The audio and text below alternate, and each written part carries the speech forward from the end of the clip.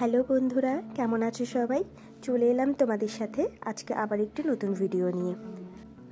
আজকের ভিডিওটি থাকবে আমার একটি রিসেপশন ব্রাইডকে রেডি করার ফুল প্রসেস এবং কী কী প্রোডাক্ট আমি ইউজ করলাম তার ফুল ডিটেলস নিয়ে পুরো ভিডিওটি।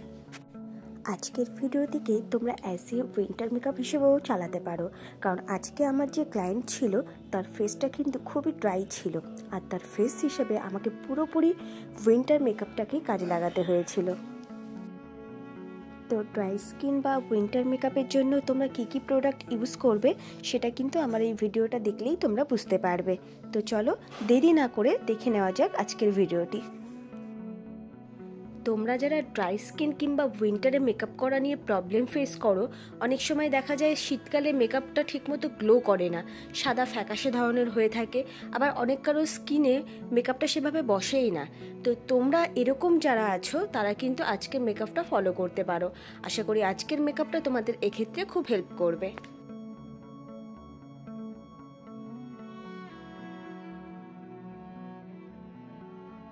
তো এবারে আসা যাক উইন্টারের মেকআপ নিয়ে কিছু আলোচনায়। উইন্টারের মেকআপের ক্ষেত্রে আমাদের সবথেকে প্রথমে যেটা মাথায় রাখতে হবে সেটা হলো স্কিনটাকে ভালো করে প্রেপ করা, অর্থাৎ ভালো করে ময়শ্চারাইজিং করে নেওয়া।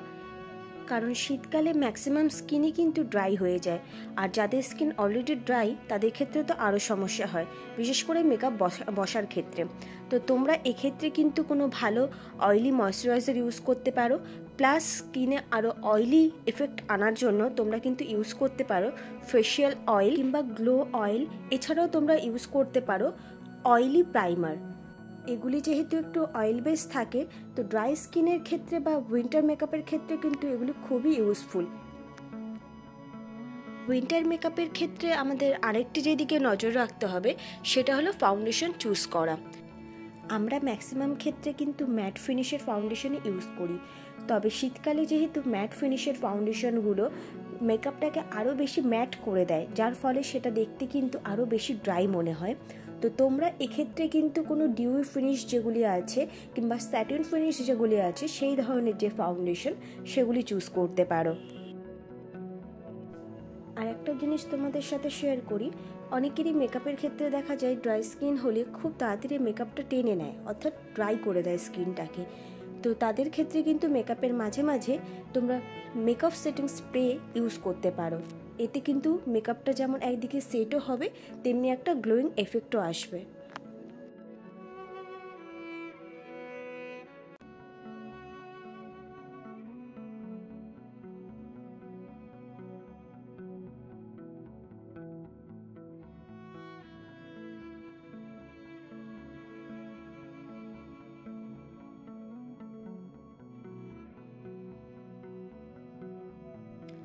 তোমাদের সাথে আলোচনা করতে করতে দেখো আমার মেকআপটা কিন্তু প্রায় শেষের পথে চলে এসছে।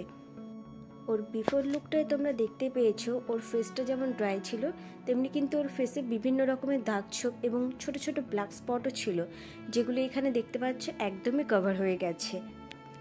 আর ভিডিও করার সময় যেহেতু নর্মাল একদম রুমের লাইটেই ভিডিও করা হয়েছে, কোনো রকম রিং লাইট ইউজ করা হয়নি, তাই এখানে গ্লোটাও তোমরা সেভাবে বুঝতে পারছো না। তবে একদম শেষে গিয়ে যখন ফাইনাল লুকটা তোমরা দেখবে রিং লাইটের আলোতে, তখন কিন্তু পরিষ্কারভাবে মেকআপের গ্লোটা তোমরা বুঝতে পারবে। তো এই হলো আমার আজকের ব্রাইডের ফাইনাল লুক। ও যেহেতু ওপেন হেয়ারস্টাইলের মধ্যে চেয়েছিল, তাই ওর ফেস কাটিংয়ের উপর ডিপেন্ড করে আমি কিন্তু এই হেয়ারস্টাইলটাই ওকে করে দিলাম। আমার তো ওকে সাজিয়ে ভীষণই ভালো লেগেছিল, আর ও কিন্তু খুবই হ্যাপি হয়েছিল। তো তোমরাও আমার আজকের ভিডিওটি দেখে জানিও ওর ফাইনাল লুকটা তোমাদের কাছে কেমন লাগলো। আর এতক্ষণ ধরে ভিডিও শেষ অবধি আমার সাথে থাকার জন্য তোমাদেরকে অসংখ্য ধন্যবাদ। দেখা হচ্ছে আমাদের নেক্সট ভিডিওতে। ততক্ষণে সবাই ভালো থেকো, সুস্থ থেকো।